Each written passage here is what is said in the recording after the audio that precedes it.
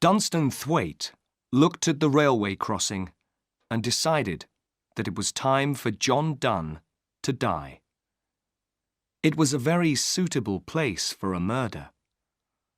There were trees all around, and they hid the trains which came so fast along the railway line. The nearest house was Thwaite's own, and this was also hidden by the trees. People and traffic did not use the crossing very often, and the big gates were kept locked. There was a small gate used by passengers going to the station, but at night it was always quiet. Thwaite was a worried man. He had to use sleeping powders to help him sleep. But after tonight, things were going to be different. The time had come to stop the blackmail. The time had come for John Donne to die. It all began 5 years earlier. Thwaite worked in the offices of a large company, and his only money was the money that the company paid him. It was not much, but it was enough. Then he met the beautiful Miss Hilda Lorraine and asked her to marry him. She came from an important family who was supposed to be very rich, but in fact, they had less money than Thwaite had thought. He learned that he would have to pay for the wedding himself, and he did not have enough money for the expensive kind of wedding that Miss Lorraine wanted. So Thwaite stole £1,000 by changing the figures in the company's books. He planned to put the money back after he was married, but someone discovered that it was missing. Thwaite kept quiet. Another man was thought to be the thief, and he lost his job. Thwaite still said nothing. But John Donne worked in the same office. He worked closely with Thwaite and guessed Thwaite's crime. He searched through the company's books until he found what he was looking for. Then he went to Thwaite. "Sorry to have to ask you, Mr. Thwaite," he said. "I need £100 for my son. He's in a bit of trouble, you see." "But you don't have a son," said Thwaite. Donne just smiled. It wasn't a very nice smile. £100, he said again. And then Thwaite knew that he was being blackmailed. He paid Donne £100, and Donne said nothing more for a year. During that time, Thwaite got married. Then the day came when Donne asked him for more money. £250, he said to Thwaite. "I can't pay," began Thwaite. But he did. Either he paid or he went to prison. It went on for 5 years, and each time Donne wanted more money. Thwaite found it difficult to live on the money that he was left with. His wife liked expensive things. An expensive house, an expensive car, visits to expensive restaurants. She also discovered that some of the money her husband was paid each year seemed to disappear. He tried to lie about it, but he knew that she thought he was paying to keep another woman. Oh, how he hated John Donne. Something must happen. And then he remembered the railway crossing. It was not a new idea. Weeks before, he had thought about what could happen there. The idea came when the doctor gave him some powders to help him sleep. He thought about giving Donne enough of them to kill him. But then he got a better idea. Although he was afraid, Thwaite slowly realized that murder was the only answer to his problem. Then Dunn asked for more money. £500, Mr. Thwaite, Dunn told him. 500? Said Thwaite. Why not ask for the moon? You'll get neither one nor the other. 500, repeated Dunn calmly. It was then that Thwaite decided to murder the other man. He pretended to think about the money for a moment. Then he said, "Come to my house tomorrow night, and we'll talk." He remembered his wife was going to be away in London all night. "And bring those papers from the office which you want me to look at." "All right," said Dunn. The following evening, Thwaite put £200 in his pocket. Then he put 1/2 of his sleeping powders into a whiskey bottle. There was only enough whiskey for 2 glasses, but there was an unopened bottle next to it. Next, he put a hammer into one pocket of his overcoat and a torch into the other pocket. The coat was outside the door of his study. Lastly, he moved the hands on his watch and on the study clock forward by 10 minutes. Those extra 10 minutes would give him his alibi. Thwaite knew that he must be extra careful. He knew that people at the office thought there was some secret between him and Dunn. A secret that Thwaite didn't want anyone to know.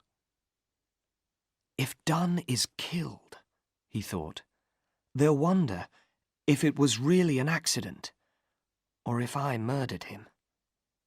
But if his plan went well, the police would believe that he hadn't left the house. Thwaite sat down to wait for John Dunn. He thought about what he was going to do. Murder. He could almost see his hand holding the hammer above Dunn. Could hear the awful sound of it crashing down onto the man's head. He could see Dunn's dead body. Dead, all except the eyes, which looked at Thwaite. Followed him everywhere he went. He tried to calm himself. He remembered why he was doing this. When Dunn was dead, his problems were over. Half an hour later, Dunn arrived. Jane opened the door. Jane was the servant who lived in the house with Thwaite and his wife. She brought Dunn into the study. Thwaite smiled in a friendly way. "Oh, good. You've brought those papers for me to see, Dunn. Thank you." After Jane left, the 2 men looked at each other. "Give me the papers," Thwaite said. "I'll look at them now that you've brought them." 15 minutes later, he gave the papers back to Dunn and sat back in his chair. "Now, about that other matter." He got up. "But why not have a drink first?" "No, thank you," said Dunn. He looked afraid. "What are you afraid of?" said Thwaite. He gave Dunn the opened whiskey bottle and 2 glasses. "We can both drink the same whiskey, if you like. Here, you do it." After a moment, Dunn put whiskey into each glass. Then he waited until Thwaite drank, before he drank his own. Thwaite watched him. How long before the other man began to feel sleepy? Thwaite needed all of one sleeping powder to make him sleep, but Dunn did not usually take them. "Listen, Dunn," said Thwaite.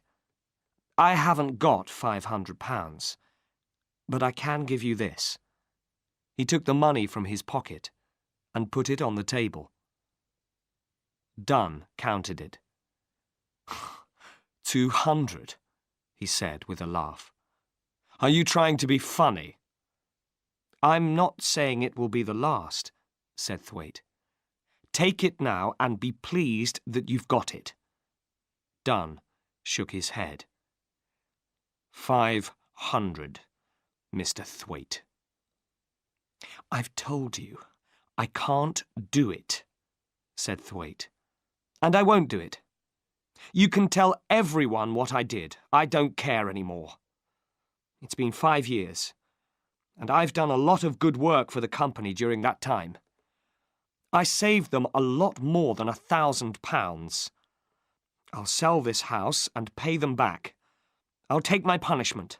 Then I'll go and live in another country and give myself a new name. And your wife? Said Dunn. My wife will leave the country first, Thwaite told him. She'll wait for me to come out of prison. It won't be more than 2 or 3 years. So, you can take the £200, or you can do your worst. The powder in the whiskey was beginning to make Dunn sleepy. He looked stupidly at Thwaite, and Thwaite began to worry. Had he given the other man too much? He looked at the clock. There was not much time left. Will you take it or leave it? Asked Thwaite. 500, said Dunn in a heavy voice. I want 500. You can go and do your worst, said Thwaite. Dunn held out a shaking hand. Come on, pay me. Thwaite began to worry again. Are you feeling all right, Dunn? Have some more whiskey. He opened the other bottle and put some whiskey in Dunn's glass. Dunn drank it, and it seemed to make him feel better. That was strange, he said. I didn't feel very well, but I feel a little better now. If you're going to catch your train, you must go, said Thwaite. Tell me tomorrow what you finally decide to do. Take the 200 with you. Dunn thought for a moment, then picked up the money. He looked at his watch, then looked at the study clock. Your clock is wrong, he said. I have 10 more minutes. Wrong, said Thwaite. He looked at his own watch. It's your watch that's wrong. Look at mine. Dunn looked and seemed unable to understand it. He stood up and almost fell back again. Thwaite hid a smile. This was how he wanted Dunn to be. You're not feeling well, he said. I'll take you to the station. Wait until I get my coat. Now that the time was here, Thwaite felt cool and calm. He put on his coat, feeling the hammer in the pocket, then went back into the study. We'll go out this way, he said. There was a side door from the study into the garden. Thwaite closed it silently, and it locked automatically behind him. It was his plan to return that way, go in quietly again, and then to change the clock and his watch back to the right time. Then he would shout, "Good night," and close the front door very loudly, pretending that somebody had left just then. Next, he would call Jane and ask for some coffee, making sure that she saw the clock. Then, if the police asked her later, Jane could say that Thwaite did not leave the house and that Dunn went to catch his train at the right time. It was a dry night, but very dark. A train carrying freight went slowly by. Thwaite smiled to himself. There were plenty of freight trains at that time of the night. He needed one of them to hide his crime for him. He planned to hit Dunn on the head with the hammer, then put his body on the railway line. A freight train would do the rest. Slowly the two men walked on, Thwaite holding Dunn's arm. A light wind moved among the trees. Thwaite gently pushed the half-asleep Dunn forwards. He put his hand into his pocket for the hammer and stopped. His keys. They were still inside the house, and he could not get back in without them. He would have to ring the front door bell. His alibi was destroyed. It was a bad mistake. Everything was wrong now. He couldn't go on with the murder. Most murderers make mistakes, thought Thwaite, trying to calm himself. I've been the same. But he was shaking with fear as he thought about the mistake. Suddenly he could not walk another step with Dunn. "Good night," he said to the other man. And before they reached the crossing, he turned and walked back to the house. For 10 minutes, Thwaite walked up and down outside until he began to feel calm again. Then he rang the bell. A few moments later, Jane opened the door. "Thank you, Jane," he said. "I went to see Mr. Dunn over the crossing, and I forgot my keys." He went to bed a happier man. He was not a murderer. When he was eating his breakfast the next morning, he decided what to do. "I'll tell them at the office that I stole the £1,000, he said to himself.